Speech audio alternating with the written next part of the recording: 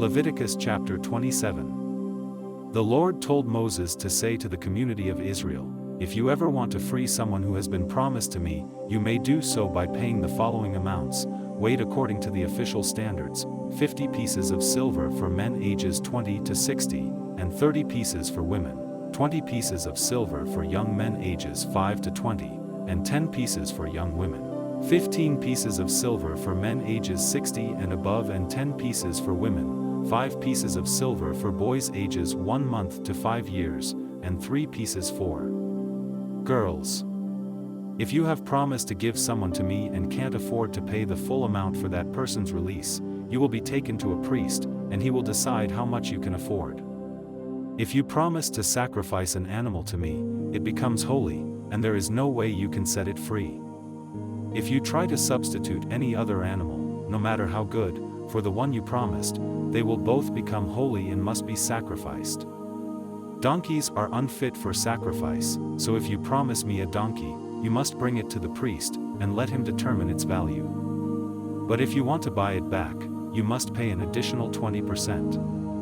If you promise a house to me, a priest will set the price, whatever the condition of the house. But if you decide to buy it back, you must pay an additional 20%. If you promise part of your family's land to me, its value must be determined by the amount of seed needed to plant the land, and the rate will be 10 pieces of silver for every 20 kilograms of seed. If this promise is made in the year of celebration, the land will be valued at the full price. But any time after that, the price will be figured according to the number of years before the next year of celebration. If you decide to buy back the land, you must pay the price plus an additional 20%, but you cannot buy it back once someone else has bought it. When the year of celebration comes, the land becomes holy because it belongs to me, and it will be given to the priests. If you promise me a field that you have bought, its value will be decided by a priest, according to the number of years before the next year of celebration, and the money you pay will be mine. However, on the next year of celebration, the land will go back to the family of its original owner. Every price will be set by the official standards. All firstborn animals of your flocks and herds are already mine, and so you cannot promise any of them to me. If you promise me a donkey, you may buy it back by adding an additional 20% to its value. If you don't buy it back, it can be sold to someone else for whatever a priest has said it is worth. Anything that you completely dedicate to me must be completely destroyed. It cannot be bought back or sold. Every person, animal, and piece of property that you dedicate completely is only for me. In fact, any humans. Numbers chapter 3. When the Lord talked with Moses on Mount Sinai, Aaron's 4 sons, Nadab, Abihu, Eleazar, and Ithamar, were the ones to be ordained as priests. But the Lord killed Nadab and Abihu in the Sinai desert when they used fire that was unacceptable in their offering to the Lord. And because Nadab and Abihu had no sons, only Eleazar and Ithamar served as priests with their father Aaron. The Lord said to Moses, "Assign the Levi tribe to Aaron the priest. They will be his assistants and will work at the sacred tent for him and for all the Israelites. The Levites will serve the community by being responsible for the furnishings of the tent. They are assigned to help Aaron and his sons, who have been appointed to be priests. Anyone else who tries to perform the duties of a priest must be put to death. Moses, I have chosen these Levites from all Israel, and they will belong to me in a special way. When I killed the firstborn sons of the Egyptians, I decided that the firstborn sons in every Israelite family and the firstborn males of their flocks and herds would be mine. But now I accept these Levites in place of the firstborn sons of the Israelites. Moses, I have chosen these Levites from all Israel, and they will belong to me in a special way. When I killed the firstborn sons of the Egyptians, I decided that the firstborn sons in every Israelite family and the firstborn males of their flocks and herds would be mine. But now I accept these Levites in place of the firstborn sons of the Israelites. Moses, I have chosen these Levites from all Israel, and they will belong to me in a special way. When I killed the firstborn sons of the Egyptians, I decided that the firstborn sons in every Israelite family and the firstborn males of their flocks and herds would be mine. But now I accept these Levites in place of the firstborn sons of the Israelites. In the Sinai desert the Lord said to Moses, "Now I want you to count the men and boys in the Levi tribe by families and by clans. Include everyone at least a month old." So Moses obeyed and counted them. Levi's 3 sons, Gershon, Kohath, and Merari, had become the heads of their own clans. Gershon's sons were Libni and Shimei.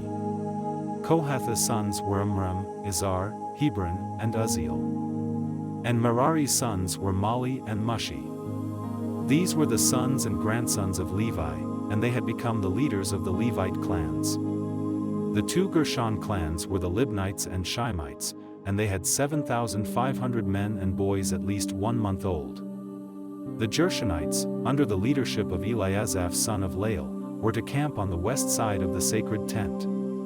The Gershonites, under the leadership of Eliasaph son of Lael, were to camp on the west side of the sacred tent. Their duties at the tent included taking care of the tent itself, along with its outer covering, the curtain for the entrance, the curtains hanging inside the courtyard around the tent, as well as the curtain and ropes for the entrance to the courtyard and its altar. The Gershonites were responsible for setting these things up and taking them down. The 4 Kohath clans were the Amramites, Izharites, Hebronites, and the Uzzielites, and they had 8,600 men and boys at least 1 month old. The Kohathites, under the leadership of Elizaphan son of Uzziel, were to camp on the south side of the sacred tent. The Kohathites, under the leadership of Elizaphan son of Uzziel, were to camp on the south side of the sacred tent. Their duties at the tent included taking care of the sacred chest, the table for the sacred bread, the lampstand, the altars, the objects used for worship, and the curtain in front of the most holy place. The Kohathites were responsible for setting these things up and taking them down. Eleazar son of Aaron was the head of the Levite leaders, and he made sure that the work at the sacred tent was done. The 2 Merari clans were the Malites and the Mushites, and they had 6,200 men and boys at least 1 month old. The Merarites, under the leadership of Zuriel son of Abihail, were to camp on the north side of the sacred tent. Their duties included taking care of the tent frames and the pieces that held the tent up, the bars, the posts, the stands, and its other equipment. They were also in charge of the posts that supported the courtyard, as well as their stands, tent pegs, and ropes.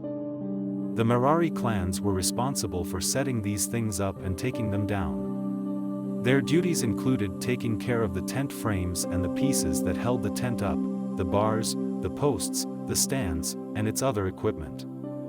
They were also in charge of the posts that supported the courtyard, as well as their stands, tent pegs, and ropes. The Merari clans were responsible for setting these things up and taking them down. Moses, Aaron, and his sons were to camp in front of the sacred tent, on the east side, and to make sure that the Israelites worshipped in the proper way. Anyone else who tried to do the work of Moses and Aaron was to be put to death. So Moses and Aaron obeyed the Lord and counted the Levites by their clans. The total number of Levites at least 1 month old was 22,000. The Lord said to Moses, "Make a list and count the firstborn sons at least 1 month old in each of the Israelite families. They belong to me, but I will accept the Levites as substitutes for them, and I will accept the Levites' livestock as substitutes for the Israelites' firstborn livestock." Moses obeyed the Lord and counted the firstborn sons. There were 22,273 of them. Then the Lord said, "The Levites will belong to me and will take the place of the firstborn sons. Their livestock will take the place of the Israelites' firstborn livestock. But since there are more firstborn sons than Levites, the extra 273 men and boys must be bought back from me. For each one, you are to collect 5 pieces of silver, weighed according to the official standards. This money must then be given to Aaron and his sons." Moses collected the silver from the extra 273 firstborn men and boys, and it amounted to 1,365 pieces of silver, weighed according to the official standards. Then he gave it to Aaron and his sons, just as the Lord had commanded. Deuteronomy chapter 10 verses 8 to 9. After I put the 2 stones in the sacred chest, the Lord chose the tribe of Levi, not only to carry the chest, but also to serve as his priests at the place of worship and to bless the other tribes in his name. And they still do these things. The Lord promised that he would always provide for the tribe of Levi, and that's why he won't give them any land when he divides it among the other tribes.